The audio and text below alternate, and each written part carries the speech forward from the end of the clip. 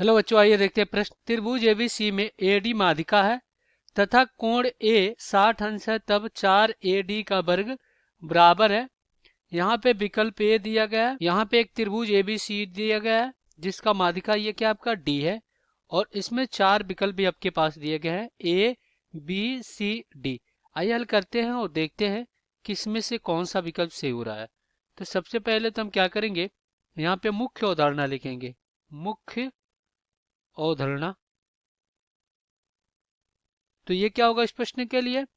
तो देखिए यहाँ पे क्या आपका एक त्रिभुज है, ये आपका क्या है, एक त्रिभुज है जिसका कोण ए है, और ये क्या आपका बी है, और ये सी है। ये कोण ए कितना दिया गया 60 अंश, और इस पे आपका क्या है एक माध्यिका है जो कि ये डी है कि कोण ए की जो सामने की भुजा होती है वो क्या होती है ए, कोण सी के सामने की भुजा सी, और कोण बी के सामने की भुजा बी। तो यहाँ पे बी डी क्या हो जाएगी a/2, और ये भी क्या हो जाएगा a/2 हो जाएगा। अब अगर हम क्या करते हैं यहाँ पे कोसाइन नियम का प्रयोग करते हैं, तो cos a बराबर क्या हो जाएगा, ये हो जाएगा b का वर्ग प्लस c का वर्ग माइनस a का वर्ग और बटा में 2bc, और cos c यहाँ पे लिखते हैं तो ये क्या हो जाएगा a का वर्ग प्लस b का वर्ग और माइनस c का वर्ग और बटा में क्या होता है ab। ये होता है आपका सूत्र 2bc होता है, और यहाँ पे 2ab होता है। तो चलिए यहाँ पे दिए गए प्रश्नों को हल कर लेते हैं। तो हमारे पास यहाँ पे त्रिभुज एबीसी में यहाँ पे एक एडी माध्यिका है। एडी क्या आपका, ये माध्यिका है, माध्यिका, और जिसमें कोण ए कितना दिया गया है 60 अंश दिया गया है। तो कह रहा है कि 4 AD के वर्ग के बराबर क्या होगा, यही हमसे पूछ रहा है। तो चलिए यहाँ पे इस नियम का प्रयोग करते हैं। तो कोण ए कितना दिया गया है, कोण ए दिया गया आपका 60 अंश, और देखिए ये भी क्या आपका 60 अंश है कोण सी।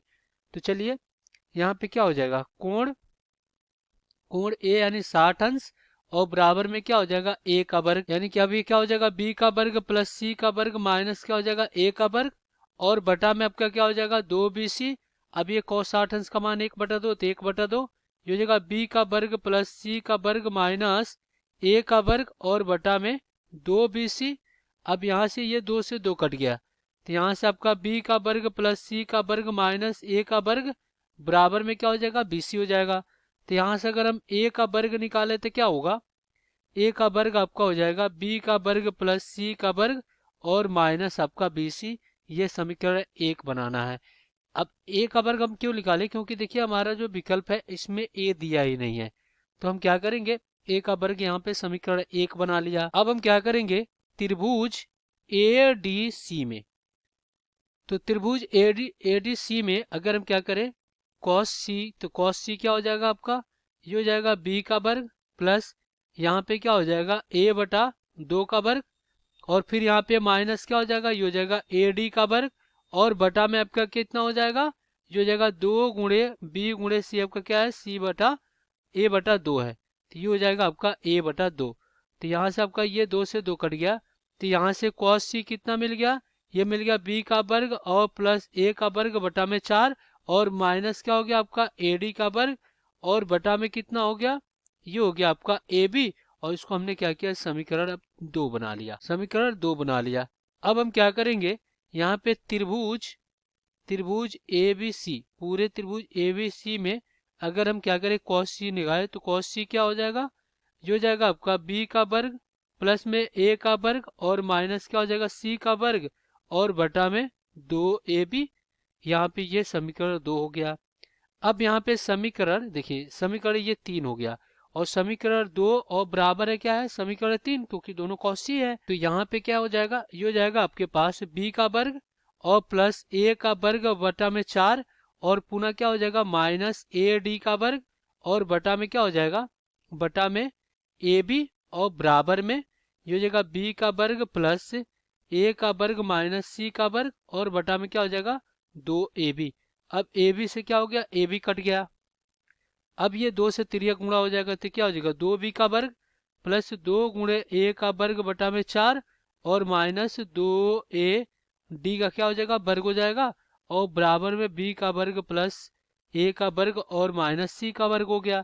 अब ये 2 बार में कट जाएगा, 2 बार में कटेगा तो यहाँ से अगर हम क्या करते हैं 2 का लघुत्तम लेते हैं तो 4b का वर्ग और प्लस क्या हो जाएगा a का वर्ग और माइनस 4ad का वर्ग हो जाएगा। और बराबर में इधर अपने क्या हो जाएगा 2b का वर्ग प्लस 2a का वर्ग और माइनस क्या हो जाएगा 2c का वर्ग हो जाएगा, ये होगा।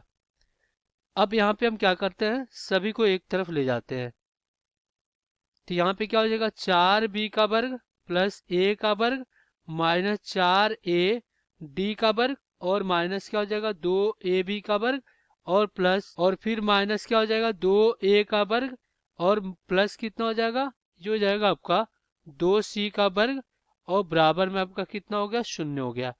अब यहाँ से देखिए 4b के वर्ग में से 2b का वर्ग जाएगा, कितना बचेगा 2b का वर्ग, तो ये हो गया 2b का वर्ग, 2b का वर्ग हो गया। अब यहाँ पे a का वर्ग और यहाँ पे माइनस 2a का वर्ग, कितना आपके पास बच जाएगा, यहाँ पे बच जाएगा माइनस a का वर्ग, ये माइनस a का वर्ग हो गया। और पुनः यहाँ पे 2c का वर्ग, 2c का वर्ग, तो यहाँ पे लिख लेते हैं प्लस 2c का वर्ग प्लस 2c का वर्ग और बराबर में 4ad का क्या हो जाएगा वर्ग हो जाएगा।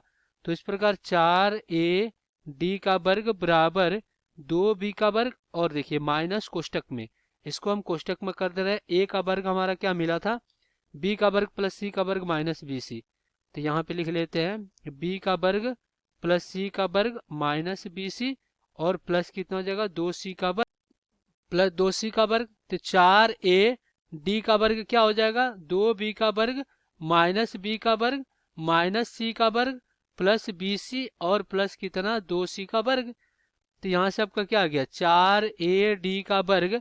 अब यहाँ पे क्या बचेगा सिर्फ b का वर्ग बचेगा माइनस c का वर्ग, सॉरी यहाँ पे अगर हम क्या करते हैं 2c के वर्ग में से c का वर्ग को निकालते हैं तो प्लस c का वर्ग और प्लस आपका क्या हो जाएगा bc हो जाएगा और यही क्या होगा आपका उत्तर हो जाएगा।